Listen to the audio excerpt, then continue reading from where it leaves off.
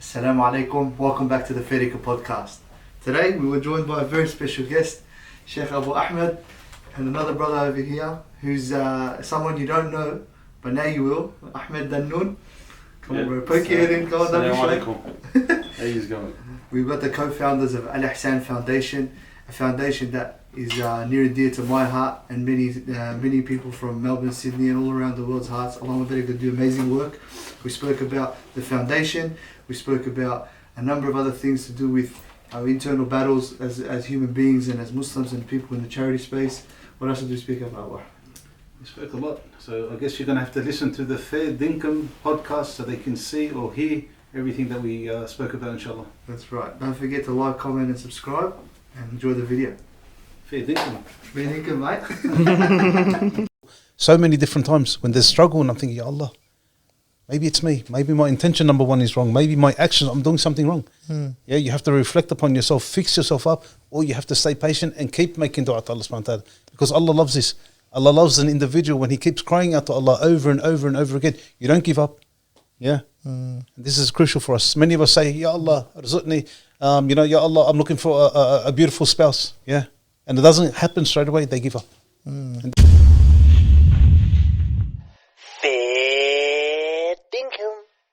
Wallahi, it's an honor to have you both on. It's a pleasure. For everybody who doesn't know, and I think you should know by now, Sheikh Abu Ahmed and brother Ahmed Dannoun are both from Al-Ihsan Foundation, co-founders, and they're currently running a number of projects for the less fortunate around the world. And may Allah subhanahu wa ta'ala reward you both, not only for sharing your stories on this podcast, but for, obviously you have busy schedules, for giving us your time. And wallahi, it's an honor to have you both on. Not a problem. Allah barik fik. First, I guess, Assalamu alaikum wa rahmatullah. Ahmed, would you like to? No, I thought you were in a conversation. That's why I thought. We have to I was waiting for him to finish and then I'll jump in. Like, yeah, assalamu alaikum. What we'll do is, I'll fill people in on the conversation that was had offline. Ahmed's a bit nervous today, yeah. So don't hold him to it. To my defense, I was supposed to wait outside. Yeah, we stuck it on him today. Wallah, it's not gonna lie to everybody. Ahmed was supposed to be somebody who wasn't on it, but I'm very glad that he joined us. No, and inshallah, it's my pleasure, inshallah. Inshallah, we can get a bit of extroverted nature from you here, yeah? So, one topic that I love talking about is, because we all know that different cities in Australia, they have different ways of raising people or bringing people up. I wanted to ask about your experiences, and obviously they're very different, subhanAllah. I know that Abu Ahmed grew up in the wider side of Sydney, and you might have grown up in the Lebba side of Sydney. Yeah, I actually grew up in Leb Kemba, in the Kemba basically. Subhanallah, I was born and raised there. I stayed, in that one house throughout my whole, childhood and my teens and whatnot. I went to a public school system as well, so all my friends were, majority Lebanese, and I didn't know anything outside that scope sort of thing until I started maturing and becoming a late teenager sort of thing and whatnot. So alhamdulillah, I think it kind of differs a lot. Yeah, differed a lot. I grew up in the eastern suburbs. Majority were around me anyway. We were classed as, back then, we were called wogs. Yeah. I don't know if they use that word anymore. I don't know if they'll cancel us for that one, but we'll carry on. Western Oriental gentleman. Anyway, so is that what it stands for? I think that's what it is, yeah. So that's the word that we were called, from the Australians and whatnot. Grew up with the Asians, grew up with the Greeks. There was not many Muslims in our school at all, so we didn't understand the religion. Being brought up, basically, we had a lot of time on the streets because we didn't have mobile phones, so we were out and about. And we saw a lot. Let's just say that we saw a lot. It was different days. I didn't know anything. In Maroubra, there's a group that was called the Bra Boys. I didn't know who they were back then, even though I grew up amongst that time. They were unheard of. There was some documentary that had been made about these individuals and whatnot and all the trouble they had. But it was troubling times back then. A lot of confusion, especially being a Lebanese individual. There was, I think, the Iraq, when they invaded Iraq. We had our walls spray painted. Wogs, get out of here. You pigs, use this and that, whatnot. confusion. Again, I'm living amongst certain individuals, being a Lebanese person, not really understanding religion. I was always picked on about being a Muslim, but I didn't know anything about Islam. SubhanAllah. Yeah, subhanAllah. What was the closest masjid to you when you were growing up? And how far was it? No, I think in Redfern, and it was very far away from where we were. I was living on the borders of Kingsford and Maroubra. So again, being young, we didn't drive. That was very far from us. I remember once going into Lekamba Mosque, not knowing, I'm just thinking like it was like a church. And I'm being honest with you, not knowing. I just walked in, had a look around, we done some actions going up and down and we just left. Yes, yeah, so and this is, I think that everybody has this story, like when they're growing up, unless they were, they grew up in a house where their parents were shuyukh and the religion was kind of like instilled in them from young. There's always a coming to deen moment, like where everything just clicks. What moment was that for you guys? Like, I think a little bit different for you again. Yeah, because I kind of like grew up with that sort of thing. Like, I went to Arabic school when I was young, because obviously I went to a public school system. So, we started off young, and obviously me being a child at the time and immature and that, like I tried to, I looked outside the window, I saw, my friends never used to go to Arabic school, why should I, sort of thing. So I was in between learning and not learning. And then as I grew older, obviously I regretted not learning, Arabic more and understanding it more, because obviously I was able to, understand the Quran and that, but you're not going to know that until obviously later on, subhanAllah, down the track. So it was always there, and it was always like, provided to me, sort of thing, whereas I think it was a bit opposite for yourself. Yeah, totally different. My sort of journey was a bit different, where I was a apprentice cabinet maker. I lost my job. I stayed a period of time unemployed, trying to find myself. I turned 18. I met the security guards in the place I used to hang around with in Westfield. I met some of the guys that were security guards. They were nice to me. I was nice to them. They said, look, can you go get your security license and we'll put you on. So I went from basically Maroubra to a place called Blacktown, which used to take, depending on the traffic, would take anywhere from an hour to an hour and a half to travel every day. I was serious. I actually wanted to move on. I was actually bored. At 16, I said to my mother at that time, I want to get married. I had enough. I've done it, been there, done that, been around, seen the worst of the worst, and thought, life is very, very, like it's confusing. And is that it? You know what I mean? Partying and doing all this sort of stuff, is that it? At 16, I got bored. Anyway, get to 18, done my work. I saw my wife now, back then, and alhamdulillah, nothing haram. I asked for the phone number through a friend to get it from her friend. Got my mother to call her mother. And from there, they were a very religious family. And subhanAllah, a lot of things changed because I didn't understand, when they said, do you pray? And I thought, what do you mean, do I pray? I don't even know I have to pray. Wow. Going back to the point of, this is a pillar of Islam. What do you mean I have to pray? Then they started asking questions. And mind you, back then, I didn't know not one letter of Arabic. Not one letter. Yeah. And then Allah subhanahu wa ta'ala just opened up these doors. And this is where I met Ahmed's father, not him yet. He was very young at that time. And what I was trying to do I think you used to call me Steve Urkel back. You Wallahi, if you've seen pictures of him. I don't know why. I don't remember myself. I never. I have to find a picture. Very skinny, very skinny. I was very skinny. Anyway, back to it. I was looking for Quran, English Qurans, because I was picking up kids from an area called Auburn, and I used to take them to a musalla. And it was very hard back then to find English Qurans, the translations and stuff like that. So I went from masjid to masjid, and Ahmed's father was working with a group in Auburn, in the squash center. It's a reseller college now, but back then it was an actual little center. Mm-hmm.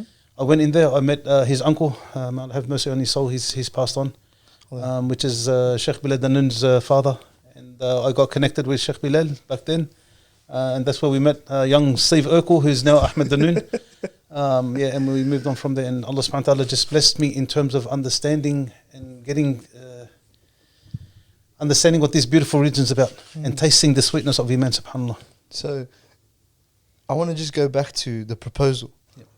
So your now wife, back then, had a religious family, and they saw you come in with good intentions. Obviously, you went down, you used the correct methods, you went through your parents. Was it difficult to convince them? It was because I was an Aussie. Like, imagine I used to wear short shorts, not under the like, you know, some guy not knowing a word of Arabic and all this sort of stuff. It was difficult, you know, because my father-in-law, may Allah bless him, he loves me to death now. But back then he was like, this guy doesn't speak Arabic. Look how he dresses. Look at the way he presents himself and all these sort of things. But you know, when Allah wills something, it's going to happen, and it did. SubhanAllah. And it kind of gives me this idea that it's not far-fetched that somebody will change, and a lot of people are discounting that at this moment. I believe that there's genuinely there's a misconception in the community now that, you know, like everyone talks about getting married to somebody, and when they say like you get married, you don't get married to potential, you get married to like certain things. But I feel like everybody just generalizes life in general, you know. They generalize everything. Like they'll put they'll paint everybody with a similar brush. They'll say that all men are this or all women are that, and I feel like that's where we start to go down a very, very bleak path, and it's very destructive. See, like for example, you're sitting here and you're watching, subhanallah, probably one of the signs, or one of the people that are actually a contrary to what you're thinking currently. If you marry somebody for potential, subhanallah, which I think your father-in-law must have seen. He must have seen that there was a want or a desire to get better, or there was a want or a desire to kind of progress. And subhanallah, after that, it was a no-brainer because all the actions spoke. There was ambition. I think that's the key. And I feel like I want to touch on ambition a little bit, especially with you guys growing up and obviously creating Al-Ihsan Foundation. Like how important or how key of a role did ambition play in that? You could start. No, you can go first with that one. Me, I'm very I'm very stubborn. You know, if I have a goal, I push. That's just the way I am as a person. So you know, sometimes they're like, "Hey, slow down." You know, I'm on my horse. I'm bolting. I'm off. They sort of look at me, slow down again. What now? I'll tell them, look, I've got an idea. What do you normally say? Here we go again. You know what I mean? But again, for myself, if you think about the Prophet sallallahu alaihi wasallam, you think of the Sahaba. How did they open up open up different countries? If they weren't ambitious, if they weren't people that strived and pushed. But your most important thing is tawakkul in Allah subhanahu wa ta'ala, having that trust in Allah, that good will come out of this, and we can do it. Even though you're going to struggle, you're going to stress, you're going to have so many obstacles in front of you, but Allah subhanahu wa ta'ala eventually will open up doors. But you just have to stay on that, and you have to push. And I'm hoping, you know, the brothers around me learn from you know, their actions, not from myself, but from the Sahaba. I always give them examples from the companions, from the Prophets. And this is the way we sort of move forward. So yourself, Ahmed, how do you feel with your? So I think I was a little different because I had. See, we're a family of 5 boys, and I'm number 4. So having 3 older brothers, I had a bit of a comfort zone happening. So I think the ambition, I was street aware, but I didn't have the same drive of responsibility, I'd say, probably if that's the right word to use, as say an older sibling that would look after his younger siblings. So I was more like the pampered one sort of thing. Yeah. So I'd have self-ambition, but not the outer responsibility. And I'd say I didn't really understand what that was until I got married, to understand the responsibility of things and other things. So I think to answer your question with that ambition, and that I was growing up as a teenager, I was probably taking it every day as it comes, as opposed to having that foresight and that vision that, you know, others may we are very different. We are very different in terms of what do you call it. It works perfect. Yeah, it does. You know, one thing I forgot to mention is that it's like Allah subhanahu wa ta'ala always proves to me whatever we intend, as long as the intention is right. In terms of, we will sit down and think how, but does it happen or not? We achieve it. We achieve the goal, subhanAllah, through our actions, but through the will of Allah subhanahu wa ta'ala.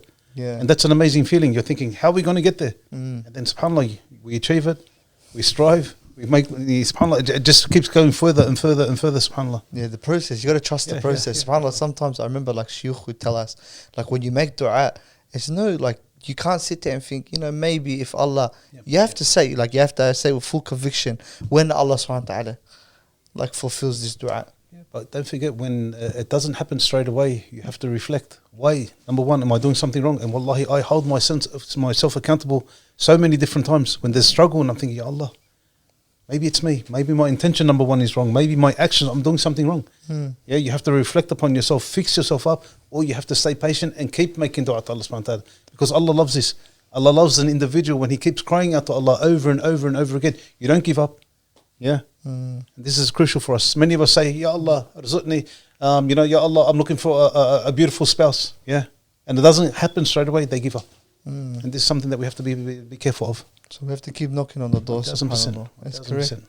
I was going to ask Ahmed, because like he was speaking about how he had to create ambition, because he was in a position where he was a little bit more like born into a position where he had the silver spoon in his mouth. Or is that a good way to describe? Or is that a bad way?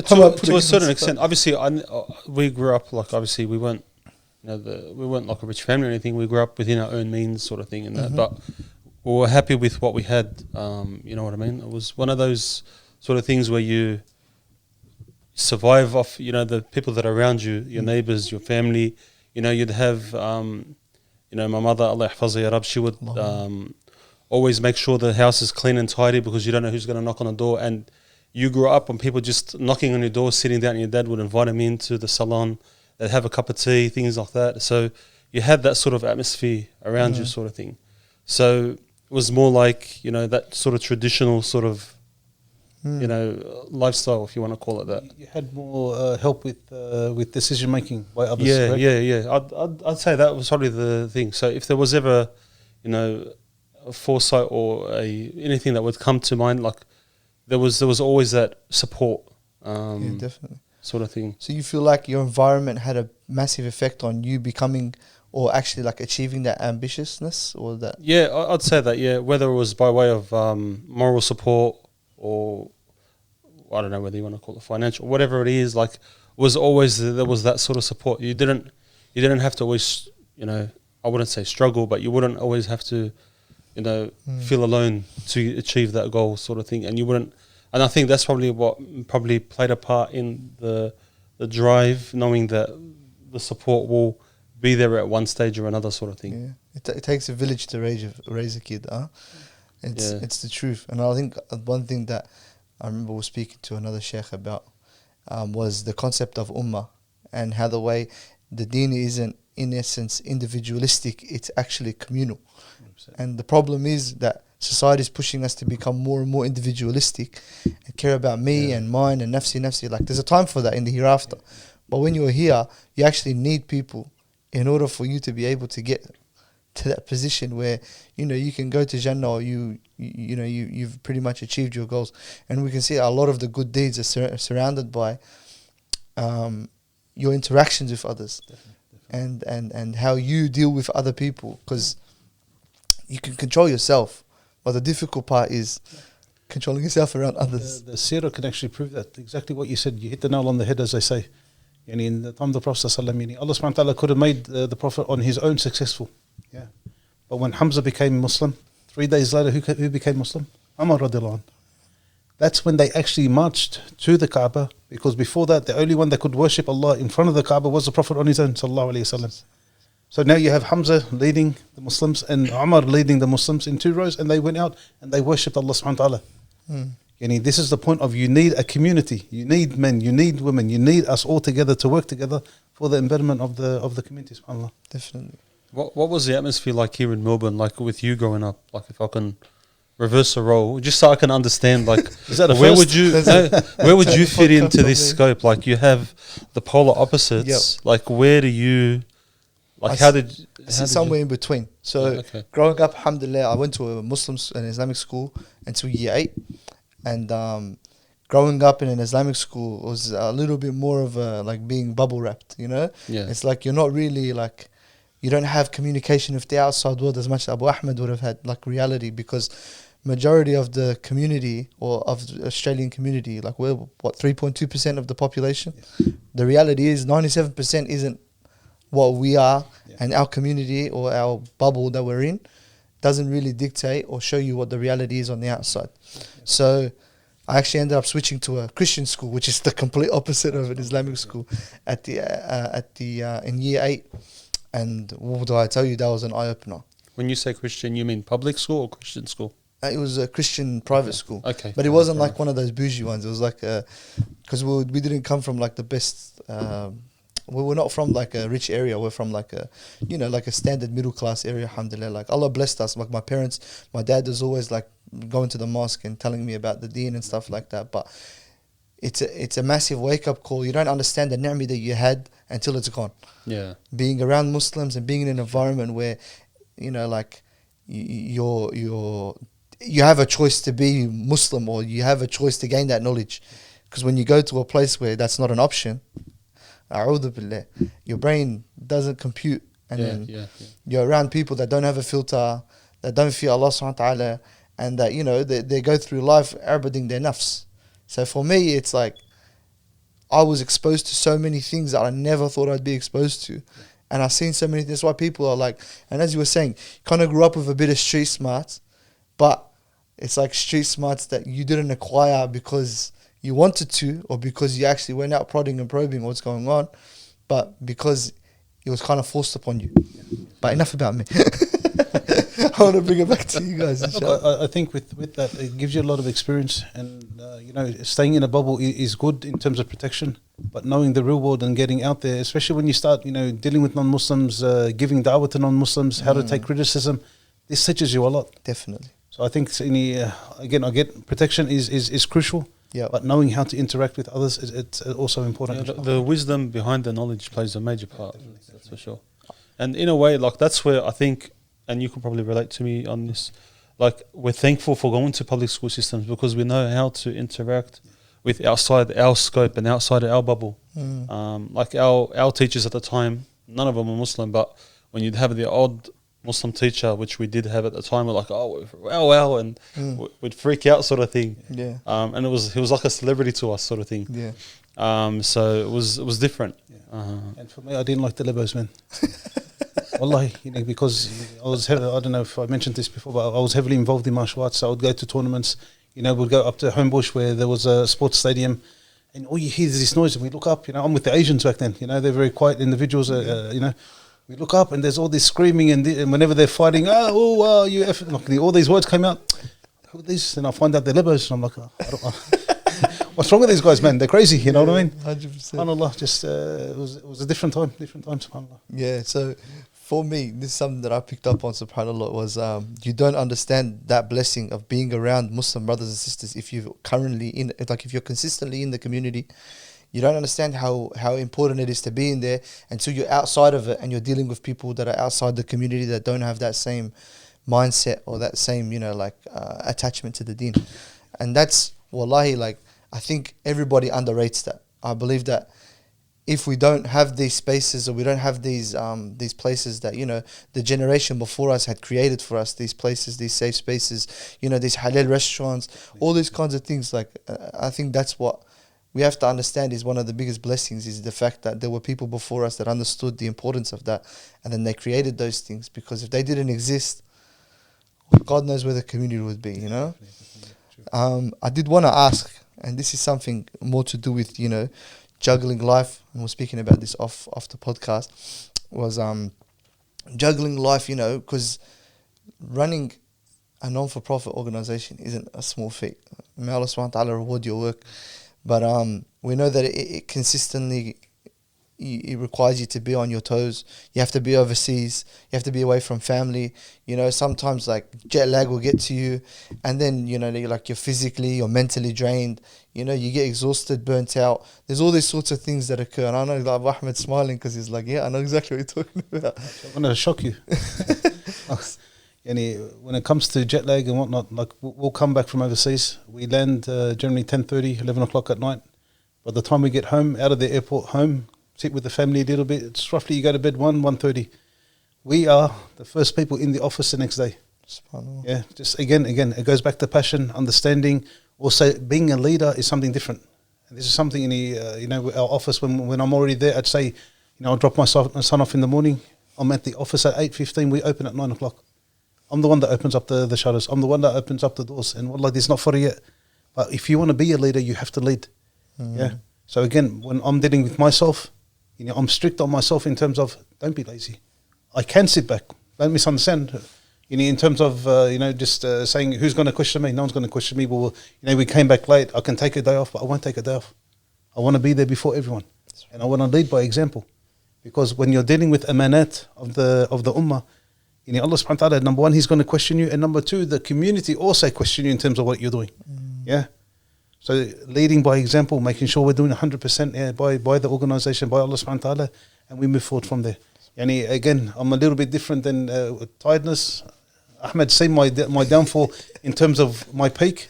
Yeah, and now getting a bit older, and I am starting to feel pain in my body. I am starting to feel, the aches and pains and getting up and going, my back or whatever it may be. You know what I mean? He couldn't keep up with me before. Now I'm trying to keep up with him. Yeah. I remember the first trip in Indonesia. Yeah. We were up six k's up, and like I had asthma as well, and had a bit of an asthma attack because the altitude was like, low oxygen levels. Yep. So you and he give reminded that story. I was trying to keep up with him back in the days, and then subhanAllah, a few years later, we went to Bangladesh. No, Lebanon, when we were going up the stairs, remember? No, before that, I remember we were inspecting the 500 shelters. SubhanAllah, like I felt so bad for him. He was trying to keep up with me because I was inspecting all the shelters one by one, and that's when the Rohingya issue happened. Yeah. Building houses back then. I don't know, like so. But it was so hot, SubhanAllah, so hot. SubhanAllah. Sorry to jump in there. The one thing that you said earlier is the fact that, the idea that there's an amana on your shoulders is very important to understand. And what that does is that gives you the energy that you need anyway. Definitely. So for me, the one thing that I've clocked from what you're telling me, and SubhanAllah, it's like, it's something that I had to grasp. And I think I remember when Yasser Qadi was here, he was telling me about, he's telling the crowd about, the Rasul ﷺ never getting rest. Like he slept on a straw mat. Like he didn't sleep in a nice, king size bed. He didn't have his, his days off where he told everybody, everybody leave me alone, give me a second to breathe. Like Sallallahu Alaihi Wasallam, like he's our perfect example. Like he's something that we strive to be like. And the mirage of happiness, or the mirage of a destination here on this earth where you get to sit and rest, that doesn't exist, SubhanAllah. That for me is like one concept that I feel like is freeing though. Because, when you're consistently working, you're like, there's a destination to achieve, or there's a destination to get to. What that does is like, like when you're exercising and you tell yourself, I got 5-10 minutes on the treadmill, and then you kind of get to the 9th minute and 59th second, you're like, you take that deep breath. Life can't be like that, because you don't have it. We don't know when the timer is ending. SubhanAllah. So I was going to ask you, like, when you wake up every day, is that in the back of your mind, the fact that there is no ending to this until Allah subhanahu wa ta'ala? I enjoy what I do. That's the difference. This is my passion. He's laughing, and for them to keep up with me, it's hard maybe for them. You know what I mean? I enjoy what I do. I enjoy like looking after the poor. I enjoy looking after the needy. And mind you, when Al-Ihsan started, I was doing a lot of. We run a masjid as well, so it's not only the charity organisation. We run a youth centre, masjid, other things. Yeah. When the Syrian war started, and I was sitting down and seeing these images, because I'll be preparing a khutbah. What do I normally do? I just watch. I mentally prepare myself as well. So if I'm going to give an example, I'm watching these videos, I'm hearing what the people are saying, then I basically relate that to the people, or relay that to the people. And I couldn't stop crying. And I said to myself, what good am I? Am I just a mouthpiece? And there's a difference, well, I'm not putting anyone down in terms of that. Like you have da'is, you have mashaykh, and all this. Allah subhanahu wa ta'ala bless them and preserve them. They relate all these things to the people. I wanted to get my hands dirty. That mother that was crying, or that child that was crying, or you're seeing the blood, you're seeing the tears, you're seeing all these sort of things. I want to be part of that in terms of how do I physically make a difference. And that's where many people say, haram, I feel sorry for them, Allah, but then they go play cards, or they hang out at night, or they do whatever it is. Not that I'm saying it's wrong to socialise. Yeah, people need that. But for me, Abu Ahmed, for me personally, I'm very passionate with whatever I do. If I can make a change, I'm going to make that change. Of course, through the will of Allah subhanahu wa ta'ala. That kind of like, what you were just saying then, like being physically involved. I know a lot of people right now, may Allah subhanahu wa ta'ala make it easy for our brothers and sisters in Gaza. A lot of people are looking at, like, what am I doing? Am I just sharing a post on social media? Am I just donating? Am I just making dua? Am I just protesting? What more can I do? And sometimes it kind of crosses everyone's mind that it's like, is this like a lost cause? Is there a reason that we continue? Like, how do we do it? Like, because we can't physically go there, subhanAllah, you know what I mean? So, like, what methods do you, like, suggest that people can kind of, like... You can start this one. I think anything as little as awareness, minimum. I don't think that in those sort of instances, we shouldn't stop, because we shouldn't stop getting the word out. That's minimum. And then obviously in the hadith that Prophet ﷺ said, when you hate something, now I'm on the spot. You can continue. Change it with. I'm a little nervous. Change it with your hand. Yes, Yeah. that's right. Okay. So, and the weakest of it is hate it with your heart. So the bare minimum of that is that we need to speak up. We need to, in cases like Gaza and Palestine. Everyone to their capability. Everyone to their capability. It depends on each and every person. Some people they're eloquent at speaking. They need to speak. Some people have funds. They got money. They're rich. They give in donations. You know what I mean? The people that don't have either, they can spread the word. Anyway, we're talking about now. Okay, we don't want to support companies that are hitting at Gaza or Palestine or these sort of things. That's awoken some businessmen to say, you know what, we're going to start our own companies up. We're going to do our own drinks. We're going to start our own burger places and all this sort of stuff. And if anything, it's given us more strength. Definitely. We have to sometimes look outside of the bubble. We know what's happening in there. Wallah, we feel for the people of Gaza, anyone, any believer that's oppressed anywhere in the world, we feel for them. But sometimes Allah subhanahu wa ta'ala wants us to look at things a little bit different. If I was to ask you now, if you knew you were in a situation and you guarantee, Allah subhanahu wa ta'ala guaranteed you Jannah, even though it's going to hurt you a little bit in this world, would you accept it to enter Jannah 100%? 100%, yeah. So do we say about the shuhada of Gaza, where are they? I say, Niyalun, I say, Ya Allah, I wish I was in their position, because if I knew I was guaranteed Jannah, I would want that. I would want that. SubhanAllah. And I think we forget how special the people are. I think a lot of people forget that these people are people of the Quran, the people of the Kitab, the people of, Fajr Salah in the Masjid. And like you hear these stories, and these little kids, they're reciting Quran like they've been around 40, 50 years, subhanAllah, and they've been in the haram reciting the Quran, subhanAllah. But may Allah subhanahu wa ta'ala make it easy for them. Like every time I talk about it, subhanAllah, it just, you get the rush of the pictures and the images, and may Allah subhanahu wa ta'ala help all of the oppressed. We interviewed a sister, I think it was in Turkey at the time, and she was speaking about how she left Gaza and the difficulties that she faced trying to leave Gaza.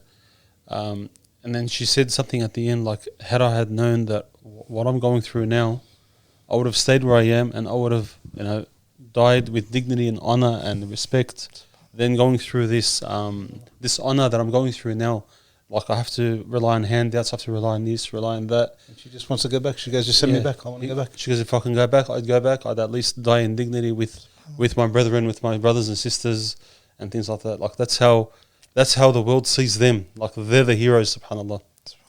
It's like putting on an akhirah, like a pair of glasses where the lenses are switched from this world to the akhirah, subhanAllah.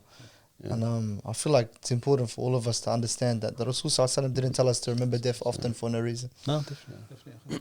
It's going to come to every single one of us. SubhanAllah. May Allah subhanahu wa ta'ala make it easy for them. I'm going to shift gears, and I want to speak to you guys a little bit about, because obviously now we're touching on topics where we're seeing Al-Ihsan Foundation on the ground, and you guys are seeing a lot of the atrocities that are occurring, or at least the aftermath of these atrocities. I wanted to ask, because everything affects everybody differently. And I understand, Abu Ahmed, you have passion, but sometimes passion can't really wipe away or erase the things that you see and the things that you experience. So I wanted to ask you guys, for your mental health, how do you guys manage, and what are the effects that you've currently seen or you've experienced? I think especially with the both of us, we're a shoulder for each other. We talk a lot. When we're going through hard times, what we see, we give and take a lot. So I think that connection, that bond that we have, it helps us a lot. You know what I mean? We see ourselves more than we see our own families. We travel, we spend time with each other, like 8 hours a day, and we travel sometimes months and months together. We don't see our families or whatnot. But there's a lot of talking. I think that venting, support, venting plays a big part as well, like just hearing the other sort of thing as well. Especially what we see on the ground and things like that. Like sometimes it's a lot for people to handle. Sometimes it could be, we might see it as nothing, subhanallah, but someone who's new to it will look at it as they may be like really emotionally affected by that, subhanallah. So sometimes it humanizes us as well, and like we tend to obviously discuss what we go through and things like that, just so that way it keeps us, as you said, keeps us sane in that sense. But it is hard sometimes where you can't do nothing. It doesn't matter whether you have the donations and the funds, just sometimes you can't do anything at all. You know what I mean? Or sometimes you need too many people come and you can't assist everyone. That hurts, I did give this example maybe for the podcast, so I'll mention it. When we were in Ethiopia and we were in an area that had 10,000 refugees, they were Somalis. And they were living in like a very, very bad situation. They were just in huts or tents, not the tents that we know as tents, but just, timber and, some blankets on top and whatnot. Plastic bags or whatever. And I like to mix and mingle with the crowds. I get out, I don't mind people touching me or giving me salam. Sometimes the older gentlemen come and they give you a hug and whatnot. And I'm amongst them. I left them at the truck. They were distributing. I was in the middle, and everyone started together. And they're speaking to me in a language in Somali. I don't understand Somali. And this one's saying something. This one's saying something. This one's saying something. This one, and until I was just, there were so many people around me. Like you could say, maybe Allah one in thousands. I looked up and I said, Ya Allah, that's the only time I've never ever felt so hopeless apart from that time. I didn't know what to say. And when we sat with the families and you go into their little houses, if you want to call them houses, but that's their houses, that's what they live in. And you sit there and we're just sweating, we're uncomfortable. And, the wife and husband are sitting there with all their children, and you're thinking, Allah, and they're happy. And they're smiling. And when we talk, what do we talk about? Oh man, life is getting tough. What furniture was in there? Nothing. What fridge did they have? What food did they have in the pantries? Nothing. They didn't even have a pantry. They had a bark, and they were using the bark as a chalkboard, where they'd scrape on it the ayat of the Quran, and that's how they learn it. And it reminded us of back pens and paper they did have. Of back in the Prophet ﷺ's days, and those days when they used to learn the Quran and they used to hang it on their children so they can learn it. And things like that. And even with all that, I tell you, majority of them are more happy than what we are living in the West. That's an unfortunate thing. Allah's blessed us so much. But does that mean you're going to have happiness in this world? I think that's subhanallah. That's an amazing concept to actually touch on.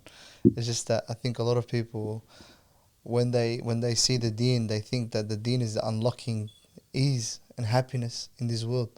And you think about the greatest creation that Allah subhanahu wa ta'ala had created, the Rasul sallallahu alaihi wasallam, and how much he loved the Rasul sallallahu alaihi wasallam. But did the Rasul have an easy life? On the contrary, he probably had the most hours and lessons just in terms of what he went through, sallallahu alaihi wasallam. And the beautiful thing is that Allah subhanahu wa ta'ala had created the Rasul sallallahu alaihi wasallam and his Sahaba as relatable figures, as humans. I was laughing about this the other day. It's like someone was talking about the story of when the Prophet ﷺ found Ali lying down in the mosque. And it's just like, you're thinking about, and I think people don't understand, they're going to grasp this concept of how amazing this is. You're talking about the guy who used to stand on the front lines, and then they would bring out, or the opposition would bring out their best warrior or their strongest man, and he would face them and demolish him, and then the war starts. We're talking about the men of all men, and he was kicked out of his house, subhanallah. And the Rasul found him, he's lying there, and he called him Abu Turab. And nowadays, subhanallah, everyone thinks that a man is somebody who can hold his ego in front of his wife. And I guess, look, that's another topic in terms of how to lead. You know what I mean? The misunderstanding, especially in this day and age, in terms of how the genders are and all this sort of stuff and positions. and what they should do, what they shouldn't do.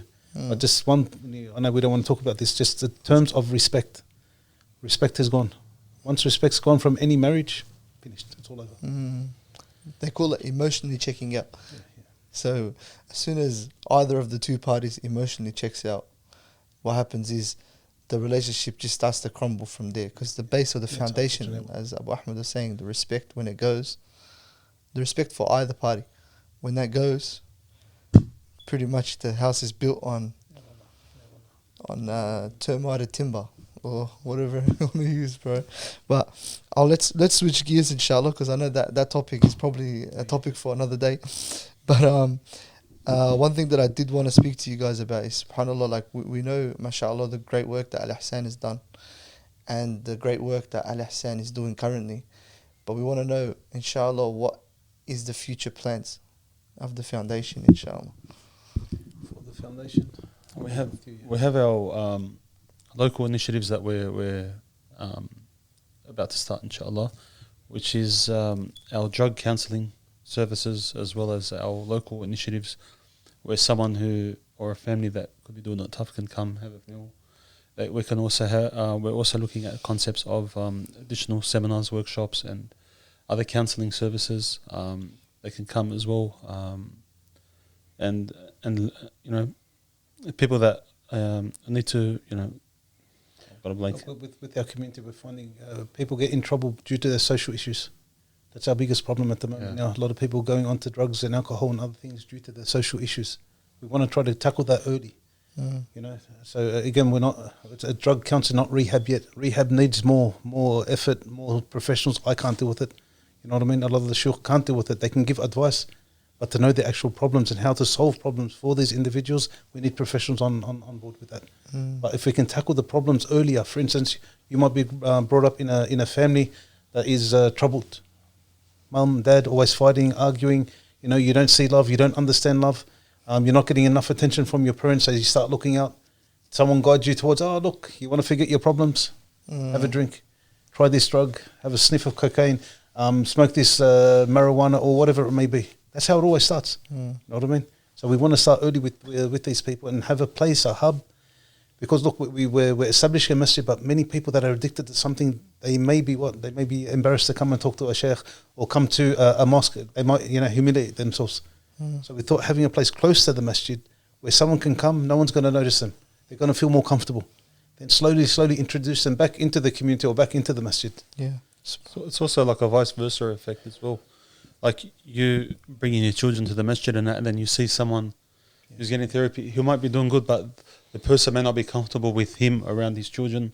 As an automatic natural reaction, it's unfortunate, but it happens. Yeah. So at least by having an alternate place to go, to have that early intervention, I think it's quite needed.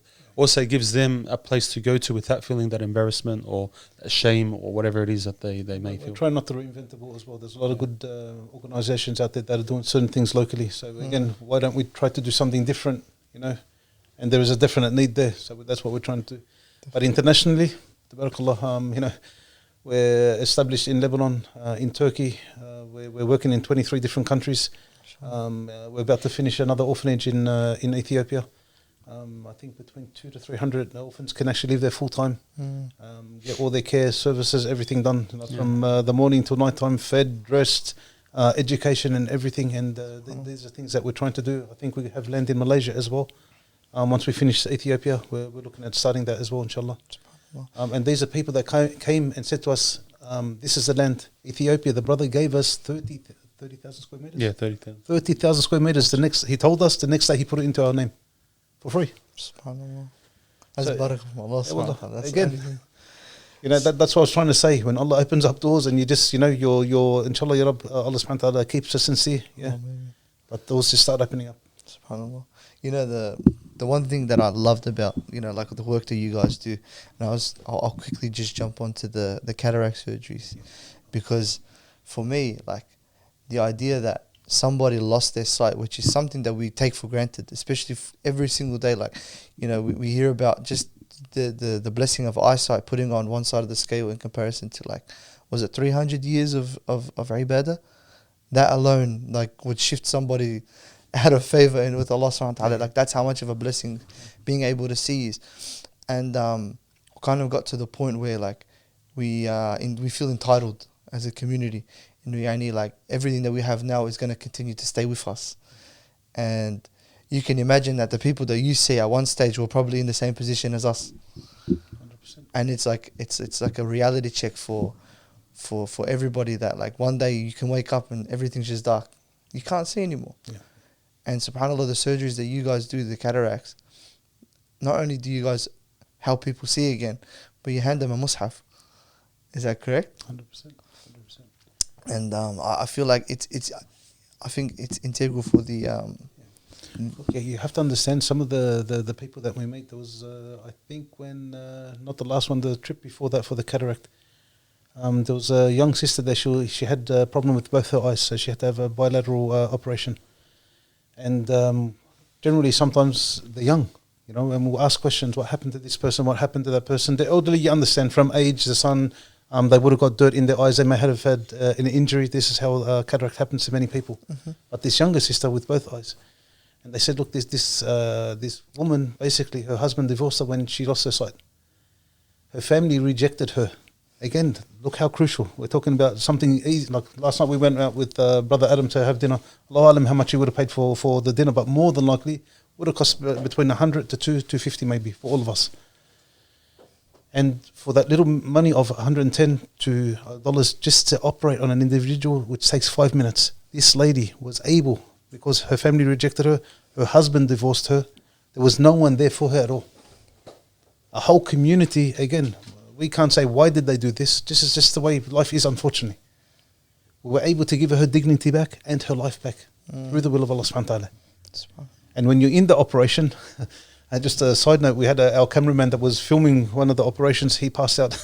It's such a he's got like an emoji of the brother. I'm recording and he's next to me, and all I see is someone's going distant, and then he slides against the wall. And you know when you throw something sticky against the wall and it just slides down? It was one of those moments. And he's passed out. He's gone, but we didn't realise. Well, going back to the operation itself, wallahi, it's such an easy operation. So if you watch it, they just cut the top of the lens part, they pull out the cataract, and they implant another one, and they just stitch it up, and that's it. They walk out. The next morning they come, the patch comes off, and you just see their face because they're anticipating, does it work or doesn't work? So they're sort of like this, and when they see, they look at you, and that smile, just from ear to ear, subhanAllah. And that's when we give it. Number one, we need to connect them to Allah subhanahu wa ta'ala. The mushaf comes straight into their hand. When they open it and you hear them reading, Allahu Akbar, especially the oldest, because they would have read it when they were younger, they were able to see the Quran. When they see it again, they just, many times they hug us, wallahi. Even the older ladies, you know, haram, there's some that are like 80, 90, very, very old. Yeah, just their emotions is amazing, wallah. SubhanAllah. I think it's also like important for the community here to understand that, like us, we know that when we pass away, that there's only one thing that can benefit you after. It's sadaqah jariyah, yeah? And one of the methods of sadaqah jariyah is to give and to be a part of transmitting knowledge, or being a part of somebody actually like increasing themselves in knowledge, and then they relay that. So for example, if that person ends up reading the mushaf and they're so grateful for that and they continue to read, like you being a part of that process, you get rewards for every single letter that they read. Subhanallah. And these are all opportunities that Allah subhanahu wa ta'ala presents us. We've met farmers that couldn't farm anymore because they couldn't see. So you're giving them honor back, because when they're always asking for handouts from the community, people look down at them. But now that they're able to physically work themselves, you've broken the shackles from their hands. You're re-raising a nation. Like we had the last trip we were there, we had an old lady, she had a walking stick. After she had the operation, she basically got our attention and she threw the stick. She's showing us that she doesn't need to rely on it anymore. Like these people, again. Yeah, these people were probably relying on people next to them to take them around. They probably needed help to know who, their, grandchild is, for example, or take me here, take me there. As you said, farmers, now they can actually, bring food to the house, to the household. They can raise a family again if they didn't already have one. They can, get married. They can have a family if they weren't able to, because it was probably, as you were saying before, that's the way communities sometimes perceive the person, like, oh, why should I marry someone like that, or whatever it is.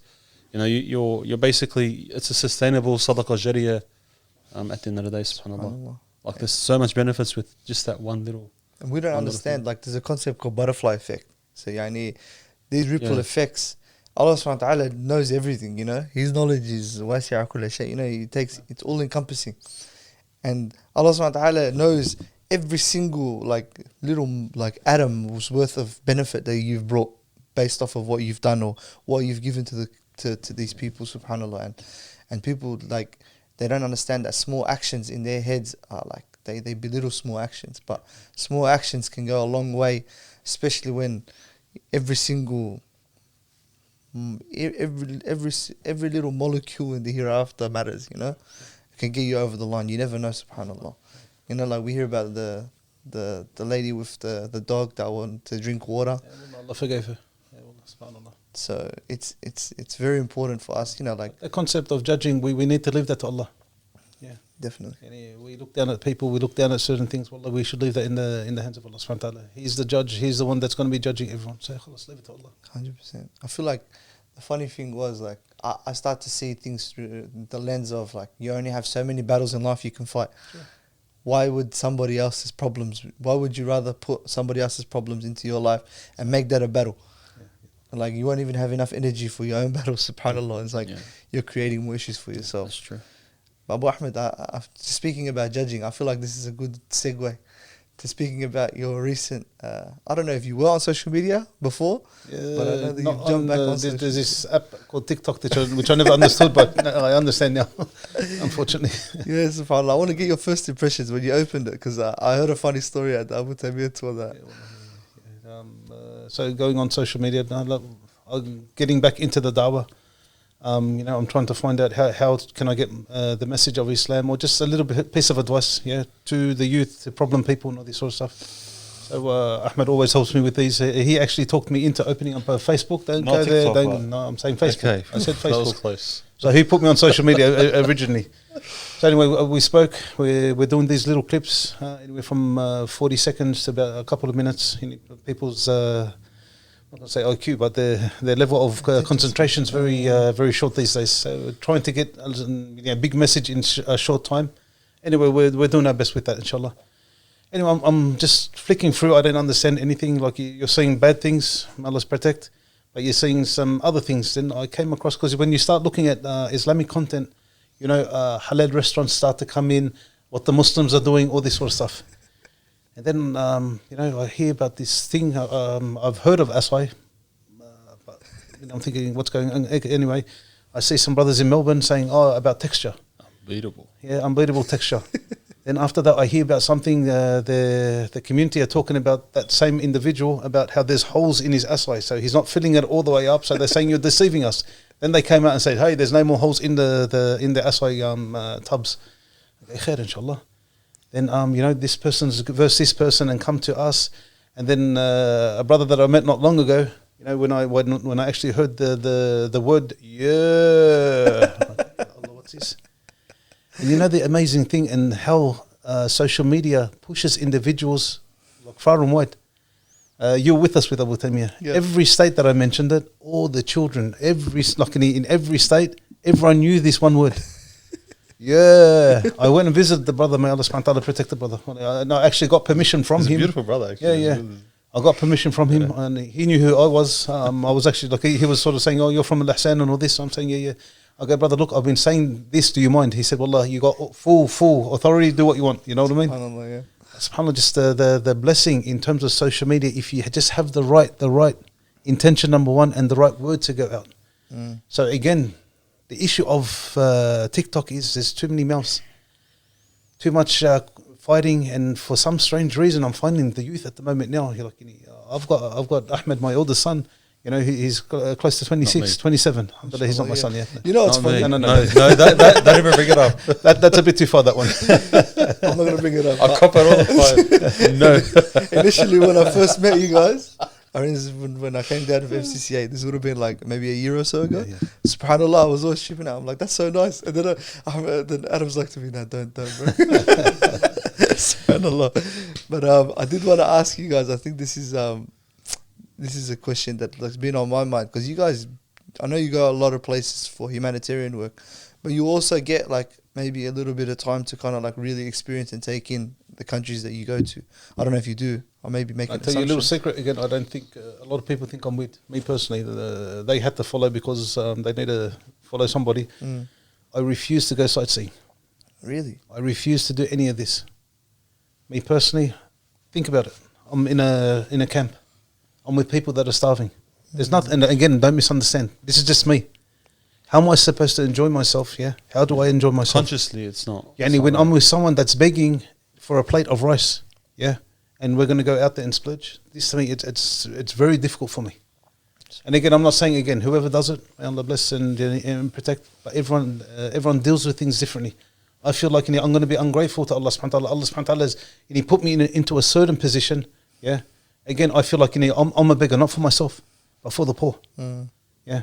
And then just contradict what you're trying to say and just see the world in terms of like everyone says, oh, how's your holidays? For me, it's not a holiday. I don't take it as a holiday. We've been to so many different countries in the world. Well, when you're driving, you see certain things. Tabarakallah. Bosnia was an amazing country. We went there in the winter uphill. Amazing country. But we're driving to certain areas. You do see the blessings of Allah subhanahu wa ta'ala, which makes you reflect. Yeah. Not that, oh, wallah, I'm here, tourist, this, that, whatever it is. That to me, I can't do. Subhanallah. Was Ahmed on the contrary? Did you have any? Well, sometimes they go out with, look, again, not everyone can deal with being in your room. Not everyone can. I'm not saying that you do. Don't misunderstand. They might go to the shops a little bit just to change their mindset. Everyone deals with what they see in a different way. Yeah. 100%. Yeah, I call it defrosting. I like to defrost sometimes, just to have a nothing space sort of thing. It's hard sometimes. Well, admit it. Well, sometimes hard. Sometimes you see the worst of the worst. And sometimes, when we sat with the Syrians when they first came out of Syria, into Turkey and other things, wallah, we heard unimaginable things. Wallah, what happened to their husbands and the things that they went through, the beheadings, them being forced to take bites out of their family members. Forced, yes. Look, it's hard. This when you're hearing them, and you're hearing it firsthand from individuals that went through that. It's hard. SubhanAllah. May Allah subhanahu wa ta'ala make it easy for you guys. And for them as well, SubhanAllah. More on them than us, we're just hearing. We didn't live through it. Yeah, SubhanAllah. I want to leave, so we usually give our guests, I'll give you both, inshallah, opportunity to, with something to leave the audience with, like one lesson that you've learned in your life, or something that you will want to relay, some message that you want to relay to everybody, inshallah, that you feel like everyone should know. Yeah, just for myself, I just want the people to leave something for the hereafter. That sadaqah jariyah, let everyone have some type of sadaqah jariyah that you're leaving, because wallah, when you're down in that grave, that one thing that you're going to leave that's going to be continuous in terms of receiving reward, you're going to need it.